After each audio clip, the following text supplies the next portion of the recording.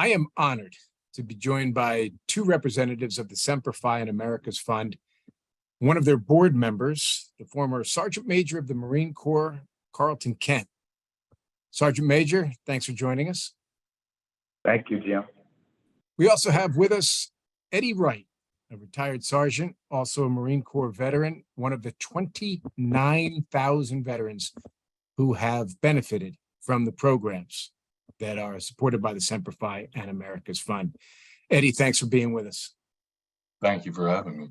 Sure. Now, before we get started, it seems to me that some folks who are watching us may not be fully aware of what the Semper and America's Fund is. So let's start with a look at a short YouTube video that actually features Sergeant Major Kent and will give us a little bit of a sense of what the Semper and America's Fund is all about.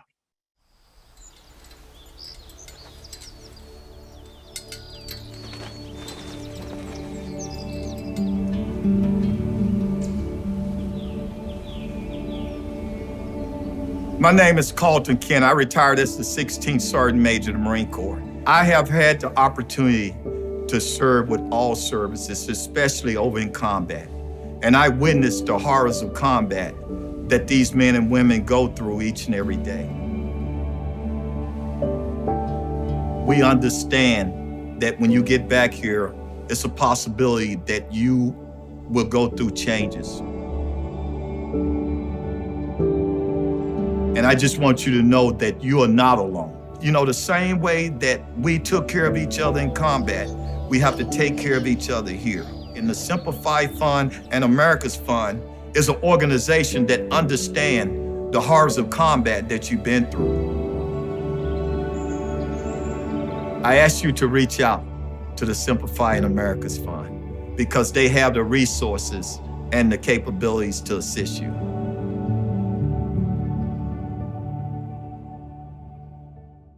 Okay, great video. Heroes of Combat, referred to in that video, is a good place to start. Sergeant Major, can you give us a sense of how you got involved and why you got involved with the Semper Fund? Well, first, I'd like to thank you for the opportunity for me and Eddie Wright to speak on a great organization like the Semper and America's Fund. And also, we'd like to thank you for covering the great Americans over in combat all those years that you covered. Great Americans like Eddie Wright, the ones of sacrifice and dedication. And you brought that home to our home front to show the great, I call them the warrior class because they are. And you've seen it firsthand of the sacrifices, the horrors of combat. And that's why that I'm very passionate about Semper Fund, because the horrors of combat just don't stop in combat. It's brought home after these great Americans come home, and it's brought back to them and their families. So, the Semper Fund is a great organization, and as you know, it was started back in '03 by military spouses, and those military spouses, most of their spouses, they were deployed to combat also at that time. So Karen Gunther, she was a nurse at the hospital at Camp Pendleton, and she realized that it was a need, because I can tell you, I was deployed to a place called El Anbar Province at that time, just like Eddie Wright and many of us, and Jim, and you know how that place was. The service members call it the Wild Wild West because it was intense combat battles every day, and we did not expect the amount of casualties coming out of there. But those great Americans, they sacrificed and they showed great dedication to the nation and to their fellow service members that was with them to the right and left. So as they was coming back to Camp Pendleton, Karen Gunther, she was a registered nurse working at the Camp Pendleton Hospital, and she saw a need. And it started right there with those military spouses. It initially started as they was working travel for those families coming back, because most of the families, they could not afford to travel. So Karen Gunther and these spouses started that, and it's grown where they have supported over 29,000 service members, and $290 million have been supporting and assisting the great men and women that serve this country.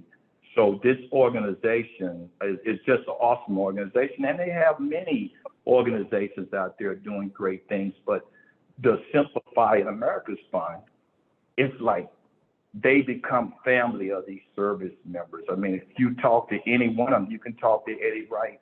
The case managers, it's like their family. I mean, the case managers is there with them from day one, and they continue to be with them throughout their lifespan. And I have seen it firsthand what they do, and that's why I got involved with it. And, you know, after I transitioned, after serving 36 years in the Corps, I say it's time for me to give back to those great Americans like Eddie Wright that always had my back. You know, they had my back in peacetime and combat. So this is my way of giving back, is serving with a great organization and supporting a great organizations like the Simplify Fund and America's Fund. And thank you, Jim. So, Sergeant Major, you know, you're talking about the horrors of combat, and Eddie Wright, you're a hero of combat who suffered the horrors of combat. Can you tell me and share with all of us a little bit about the circumstances that surround your particular injuries, and then how you sort of found your way to the Semper Fi and America's Fund? Sure. Thanks, Jim, for the compliment. I think myself and other Marines and service members would say we might feel a little uncomfortable being called heroes, but we, because we're just doing our job. You know, we're just trying to stay alive. We're just trying to look out for each other. I appreciate it. As the Sergeant Major said, you know, that time in Iraq in the Al Anbar province was really the wild, wild west. You know, we were in Fallujah, and the op tempo was pretty heavy. We were constantly working, and you know, it was a very violent time in that area. And so it was tough work for all of us, everybody in the area, all the support Marines, all the combat Marines, everybody. And April 7, 2004, we were tasked with a mission which required us to move through Fallujah. And during the course of that movement, we were ambushed by a enemy force that was numerically superior to us by about 3 to 1. And it was a long day. It was a hard day. We lost our platoon commander, who was posthumously awarded the Navy Cross, Captain Brent Morrell. He saved my life and saved many others. And my platoon there with Bravo Company, 2nd Platoon, 1st Recon Battalion, we acquitted ourselves very well on the battlefield, carrying on the tradition of the Marine Corps and the United States service members in combat.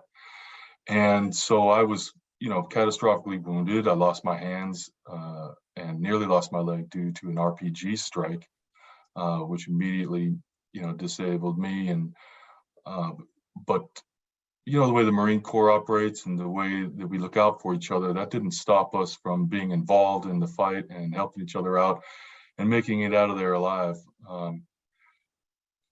It was a long journey of recovery, and shortly after I arrived at Walter Reed and began my journey of healing and rehabilitation, I met Karen Gunther and the representatives from the Semper Fi and America's Fund.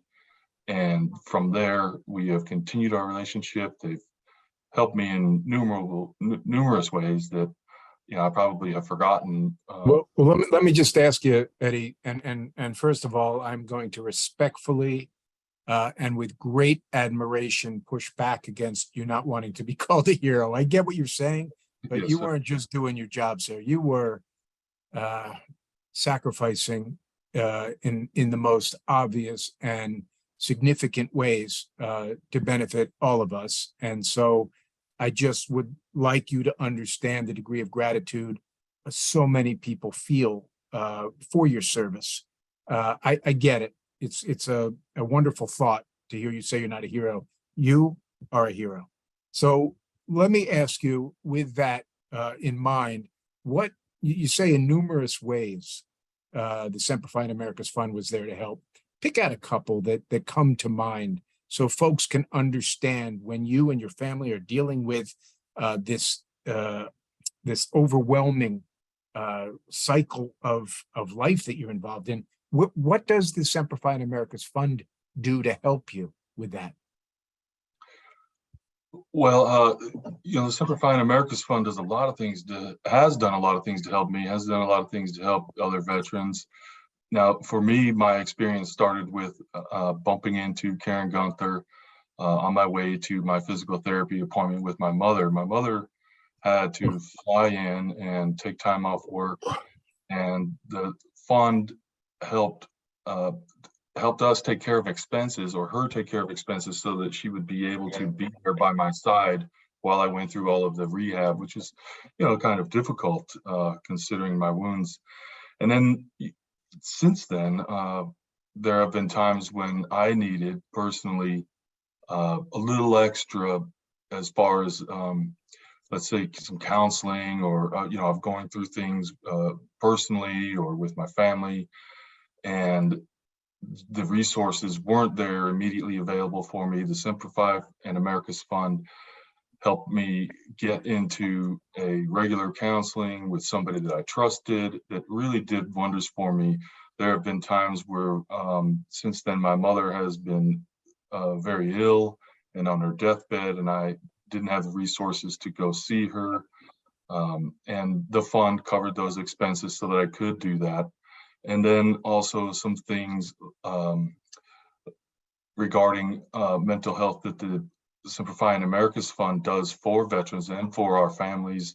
There are programs that help us with mindfulness, meditation, all encompassing sports, things that involve our family and our children, so that we can come together and work through all of this together. One of the worst things you can do is isolate as a combat veteran or somebody who's been through some trauma and has some things that maybe they need to work on. And the fund does a great job of bringing us all together, encouraging communication between each other. And as the Sergeant Major said, our caseworkers, they become family members. So a lot of guys, maybe they're afraid to reach out and ask for help, or, we're proud men and women, and maybe we feel we don't deserve the help. So guys don't reach out, gals don't reach out. And I'd like to encourage, veterans and people, family members even, if you're going through a hard time, or if there's anything you need, reach out, bite that bullet, swallow your pride, because you'll find, just like I did, that this organization becomes an extension of your family. And so all of those concerns about being too shy or being too, reserved to reach out and ask for help, those go away. And it's just a wonderful thing to have this additional resource by your side in times of emergency when you need it. And they've always been there for me. Gentlemen, I want to follow up on something that Sergeant Wright was saying. It was very moving for me to listen to. And so, Sergeant Major, if I could ask you first, and then Eddie, I want you to pick up a little more on this notion of sometimes what a challenge it is if you're a proud veteran of combat. You're tough. You're courageous. All these things are unquestioned. But those same traits that are so helpful in battle can become an impediment when you need to ask for help. So, Sergeant Major, maybe you could just first address, we have so many people that may be in a position that they need to hear from leaders such as yourselves about the idea that it's okay to ask for help. Sergeant Major? Jim, you brought up a great point, and I mean, it's being proud. It's, they never, the warriors class, as I call them, the warrior class, they never want to show a sign of weakness, because that's their mentality. They just tough, and they never want to show that. But I can tell you right now, over all my time in the military, and as I transition out of the military, I constantly tell these great warriors that have seen the horrors of combat that it's okay to come forward. I mean, that's how we get them back in the fight, as we say, because we need to take care of them. And it's not a sign of weakness.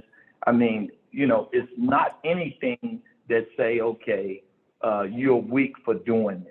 And I emphasize it constantly, even when I was in the uniform, still on active duty, the Commandant and I, we emphasize that constantly because you're right, Jim. I mean, it's just the pride thing, and they don't want to show a sign of weakness. I mean, it's the same thought process that they have in combat because they just tough. I mean, they combat hardened at that time. So Absolutely. yes, I mean, it is definitely okay to come forward, and it's senior people that struggle from the horrors of combat.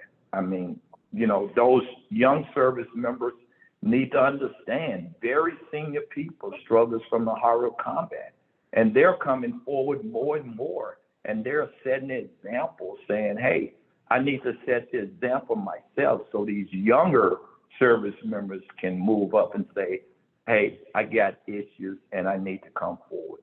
So thanks for that question, Jim.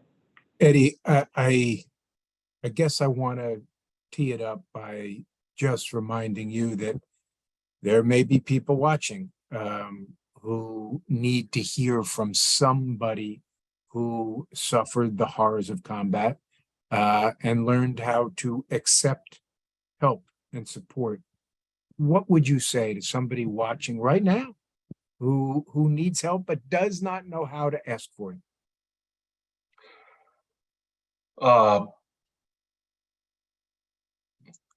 Jim, I'd say that, if I could speak directly to those who need help, if you need help, go ahead and ask for it. It won't make your situation any worse. But I'd also like to say that, maybe we as a veteran community, we could take a different perspective when we look at our hesitance to asking for help, or maybe our pride or ego, or maybe fear, or whatever it is getting in the way of us asking for help. Don't forget what you have done and what you've sacrificed. You volunteered, we volunteered, we went to combat, we experienced things we didn't want to experience sometimes, but when you have your brothers and sisters to your left and your right, you do things sometimes that you don't want to do. And that's bravery. You put one foot in front of the other, knowing that you're going into an ambush, knowing that you don't know whether or not you're going to come out of there alive or not.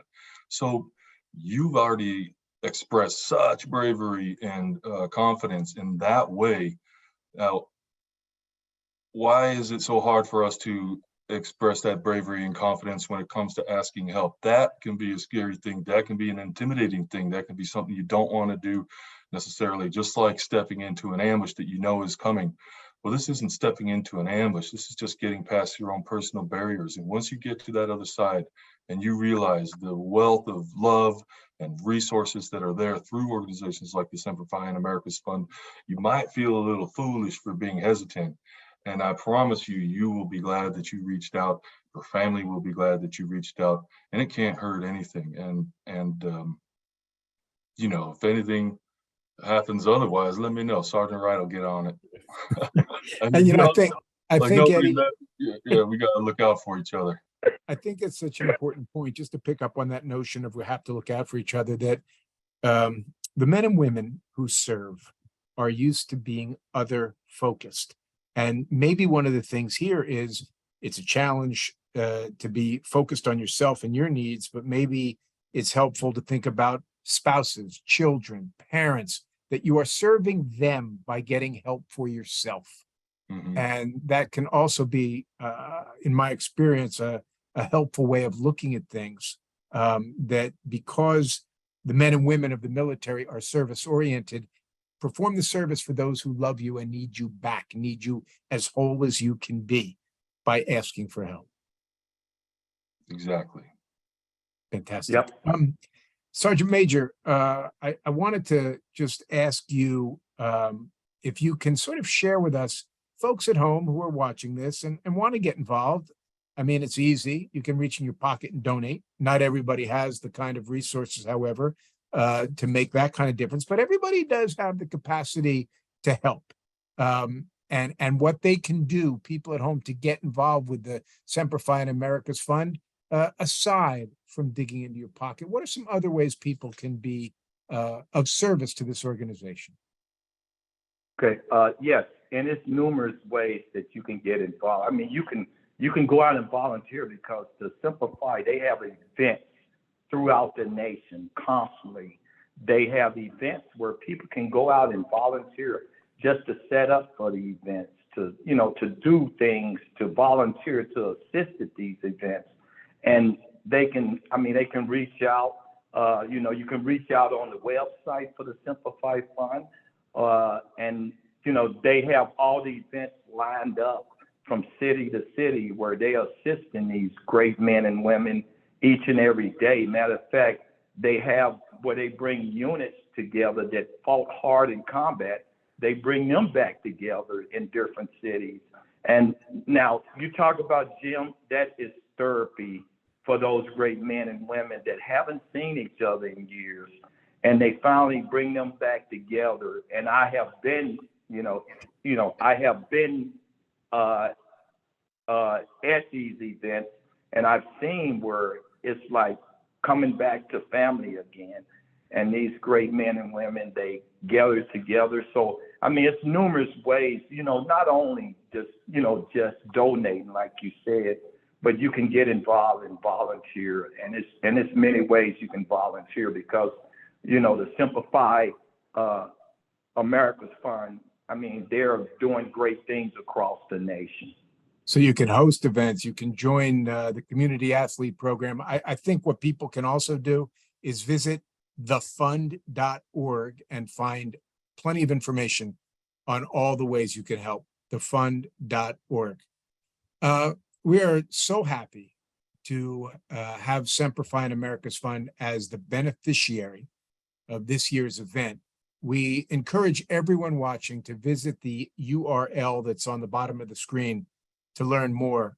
I want to thank both of you gentlemen, not just for joining us, but I want to express my deepest gratitude for what you have given in both obvious and ways that may not be as easy to notice, but what you've given of your heads, your hearts, and your bodies to this country on behalf of so many people that are watching. I just want to say thank you to both of you, and thank you for joining us. Thank you, Jim. Appreciate it.